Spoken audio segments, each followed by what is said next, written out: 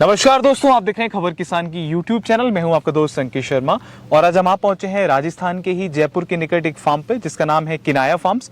और मेरे साथ मौजूद हैं इस फार्म का संचालन कर रही इशिता जैन जी। इशिता जैन जी इस पूरे फार्म पे देसी गायों का गौपालन कर रही है। इसी के साथ साथ इनका एक कॉन्सेप्ट है एग्रो फॉरेस्ट्री का, जिसपे ये लोग काम कर रहे हैं। तो क्या कुछ इनका ये कॉन्सेप्ट है, आज जानेंगे इशिता जी से। बहुत बहुत स्वागत है आपका। Thank you. अभी इस समय आपके फार्म पे खड़े हैं, तो आप बताइए कि ये जो पूरा आपका प्लान है क्या है, ये एग्रो फॉरेस्ट्री है क्या? एग्रो फॉरेस्ट्री मतलब आप जब पेड़ बढ़ाते हैं, सबसे ज्यादा लैंड अगर आप देखें तो किसानों के पास ही होती है। तो जो लोग बोलते हैं कि पेड़ बढ़ाओ पेड़ बढ़ाओ पेड़ बढ़ाओ, तो हमारा एक रिस्पॉन्सिबिलिटी होती है कि ये हम इस चीज को हम इम्प्लीमेंट करें हमारे लैंड्स पे, हमारे फार्म पे। तो अगर आप देखें तो हमने ना चंदन के पेड़ लगा रखे हैं। अच्छा। तो चंदन क्या होता है, इट्स अ पैरासाइटिक प्लांट। तो उसको साथ में कैजुरीना और नीम, मतलब वो न्यूट्रिएंट्स इसमें से लेता है, तब वो फिर ग्रो करता है। अच्छा। चंदन ऐसा होता है। तो ये व्हाइट चंदन हमने लगा के रखा है। अगर तो अकेले इस प्लांट को लगाएंगे तो ये सर्वाइव नहीं कर पाएगा? नहीं कर पाएगा, ये सर्वाइव नहीं कर पाएगा। और यहाँ पे अगर आप जो सॉइल देखें तो वो सैंडी लोमी सॉइल है, तो ये बेस्ट होती है व्हाइट चंदन के लिए। और इनिशियल ईयर्स में जैसे चंदन को पानी लगता है, उसके बाद इसको ड्रॉट कंडीशंस में ही रखा जाता है, ताकि उसका जो मेन जो ऑयल फॉर्मेशन होता है हार्टवुड में, तो वो मतलब आगे चल के वो काम में आता है, तो वो ज्यादा होता है। अच्छा। तो इसलिए अगर आप देखें तो हमने पूरे में चंदन के पेड़ लगा के लगभग रखे हैं। दिखाइए यहाँ पर इस पूरे फार्म पे लगभग कितने आपने पेड़ लगाए हैं इस फार्म पे?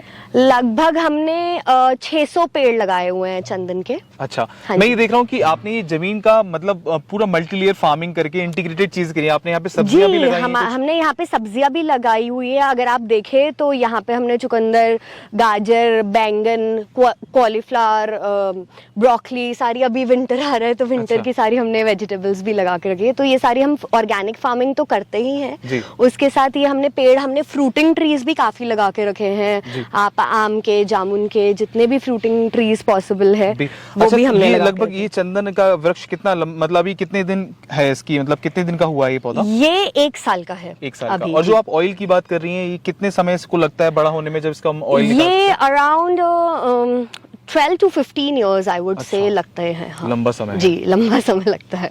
लेकिन जब ये देगा, मतलब इससे जो भी आपको रेवेन्यू आएगा वो भी आपको एक मोटी आय होगी, मतलब हाँ, अच्छा खासा पैसा जी आएगा। जी जी जी। ये वो पैसे डिपेंड करते हैं कि आपका हार्टवुड कितना बड़ा है, कितना ज्यादा ऑयल कंटेंट है इसमें।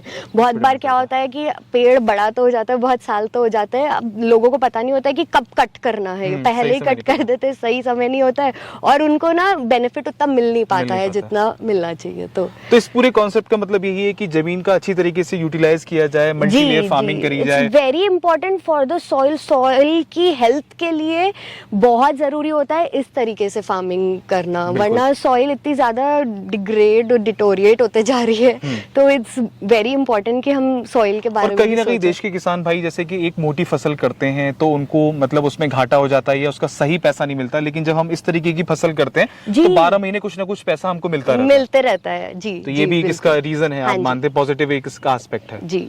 तो देश के किसानों को क्या संदेश देना चाहेंगे कि वो भी इस तरीके का मॉड्यूल बनाएं या वेरी इंपॉर्टेंट इस तरीके की फार्मिंग करें। एग्रो फॉरेस्ट्री किसानों के हाथ में ही है। पेड़ जितने ज्यादा हम लगा सके, क्योंकि सबसे ज्यादा लैंड किसानों के पास अपने पास ही होती है। तो इस तरीके के इंटीग्रेटेड मॉडल पे काम करें, एग्रो फॉरेस्ट्री करें और ऑर्गेनिक फार्मिंग पे फोकस करें और सॉइल को कितना ज़्यादा बढ़ा सके, उसकी हेल्थ को किस तरह से बढ़ा सके और सॉइल को कम से कम डिटोरिएट होने से बचा सके, उस पे काम करना चाहिए। तो ये थी इशिता जी जिन्होंने बताया कि कैसे आप एग्रो फॉरेस्ट्री करके, मल्टीलेयर फार्मिंग करके, इंटीग्रेटेड फार्मिंग करके आपकी जो जमीन है, जो उपजाऊ जमीन है, उसका सदुपयोग कर सकते हैं। पानी का जो है, आप जितना आजकल पानी की कमी हो रही है देश में, तो इन्होंने पूरा यहाँ पर टिप टिप पानी जिसको बोलते हैं, ड्रिप इरिगेशन जिसको बोलते हैं, उसका प्रयोग किया है। तो पानी भी बचेगा, आपकी सॉइल भी अच्छी रहेगी और किसान की, जैसे देश के प्रधानमंत्री बात करते हैं कि आय बढ़ेगी, तो इस तरीके की जब फसल करते हैं, इस तरीके के मॉड्यूल पे काम करते हैं, तो आपको 12 महीने कुछ ना कुछ पैसा मिलता रहता है और देश के किसान और समृद्ध हो सकता है इस तरीके की खेती अगर वो करे। तो आशा करते हैं आपको हमारी वीडियो पसंद आएगी। ऐसी और भी दिलचस्प वीडियो देखने के लिए हमारे यूट्यूब चैनल को सब्सक्राइब करें। धन्यवाद।